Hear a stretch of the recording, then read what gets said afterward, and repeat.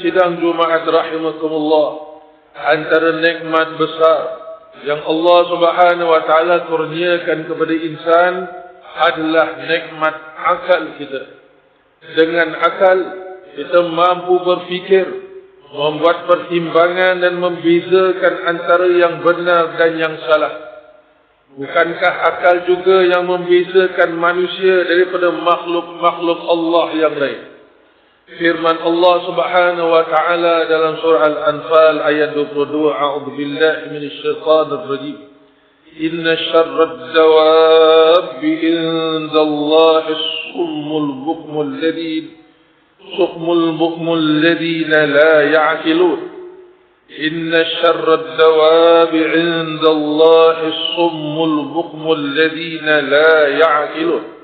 Yang bermaksud, sesungguhnya seburuk-buruk makhluk di sisi Allah adalah mereka yang tidak mendengar dan tidak menuturkan dan tidak menggunakan akal untuk memahami kebenaran. Para ulama turut menegaskan kedudukan akalnya begitu penting dalam kehidupan manusia. Dalam kitab Maqasid Syariah Islamiyah, Imam Ibn Ashur menyebutkan kata-kata para hukama, al-insanu aqlun takhdimuhul a'dha, yang bermaksud manusia itu adalah akalnya, manakala anggota badan yang lain berkhidmat kepada akalnya. Ini bermakna akal merupakan pusat pertimbangan utama dalam kehidupan manusia, manakala anggota badan yang lain hanya bertindak berdasarkan apa yang diputuskan oleh akalnya. Kesejahteraan hidup seseorang berkait rapat dengan kesejahteraan akalnya. Apabila akal dipelihara dengan baik, maka kehidupan juga akan menjadi lebih terpandu dan bermakna. Atas sebab itu, Islam amat menitik beratkan kesihatan akal serta kemampuan berfikir dan menilai sesuatu menurut neraca agama. Syariat Islam bukan sekadar mengatur hubungan manusia dengan Allah, bahkan membimbing manusia untuk membina kehidupan yang sejahtera melalui pemikiran akal yang sehat dan pertimbangan yang baik dalam menjalani kehidupan. Saudara-saudara, hari ini cabaran menjaga kesejahteraan akal hadir dalam pelbagai bentuk.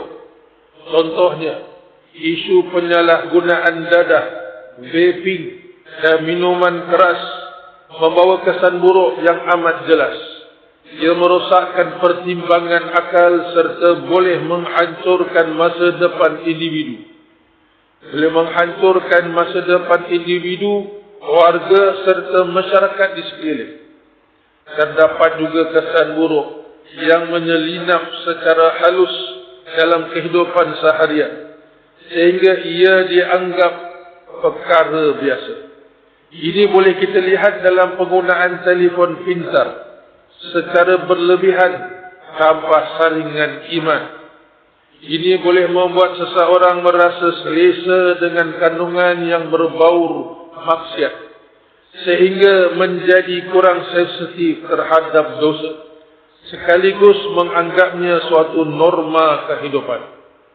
Jika gagal dikawal penggunaannya, ia juga boleh menggugat kesejahteraan akal dengan menjejas daya tumpuan, emosi dan keseimbangan hidup seseorang.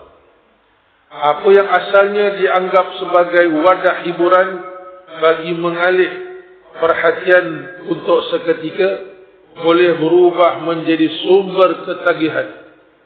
Jika tidak dikawal, ia berpotensi mengganggu daya tumpuan, hubungan sesama keluarga serta tanggungjawab harian kepada Tuhan atau sesama manusia. Saudara-saudara, Islam amat menitik beratkan pemeliharaan akal.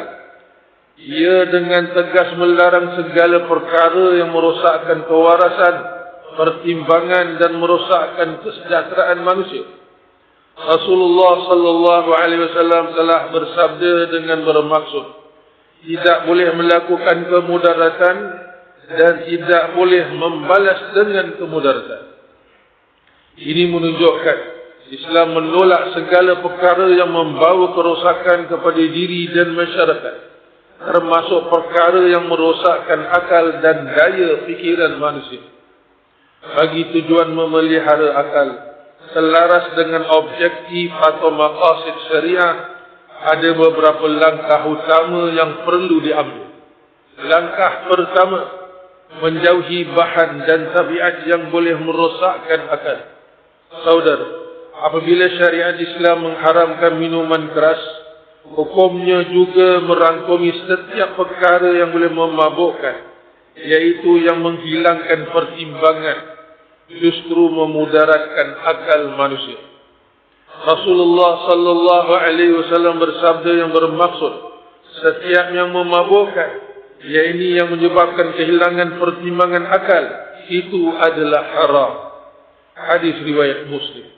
Oleh itu, larangan ini tidak terbatas kepada arak sahaja, tetapi meliputi segala perkara yang menjejas fungsi akal untuk berfikir dengan jelas dan membuat pertimbangan yang baik. Ini merangkumi tabiat dan ketagihan yang boleh melemahkan kesejahteraan akal, seperti dadah atau yang menggugat daya tumpuan dan pemikiran dalam kehidupan seharian, seperti penggunaan telefon pintar secara tidak terkawal. Langkah kedua, membina akal dengan ilmu, membina dengan nilai dan amalan yang sihat. Akal yang sihat bukan sekadar perlu dipelihara daripada kerosakan, tapi ia juga perlu diperkukuh dengan ilmu dan pemikiran yang baik. Dalam kehidupan hari ini, kita semua mengalami ledakan maklumat, information overload dari segenap penjuru. Kita memerlukan keupayaan untuk menilai maklumat dengan bijak dan mengenal pasti sumber ilmu yang sahih. Oleh itu, untuk menjaga kesejahteraan akal, marilah kita membudayakan amalan yang sihat, seperti membaca, menuntut dan mengkaji ilmu, serta melatih daya tumpuan melalui aktiviti yang bermanfaat. Gunakan teknologi yang bijak agar ia menjadi alat yang membina kehidupan, bukan yang melemahkan daya pemikiran dan melemahkan atau menghilangkan ketenangan jiwa.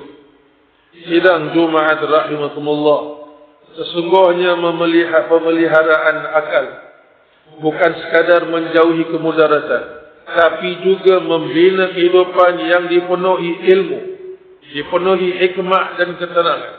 Akal yang sejahtera akan melahirkan insan yang mampu membuat keputusan dengan baik, menyumbang kepada masyarakat dan mendekatkan diri kepada Allah Subhanahu wa taala dengan lebih berkesan. Semoga kita dikurniakan taufik untuk memelihara nikmat akal yang telah Allah amanahkan kepada kita, demi membina kehidupan yang lebih bermakna untuk diri, keluarga dan masyarakat keseluruhannya. Amin ya rabbal alamin.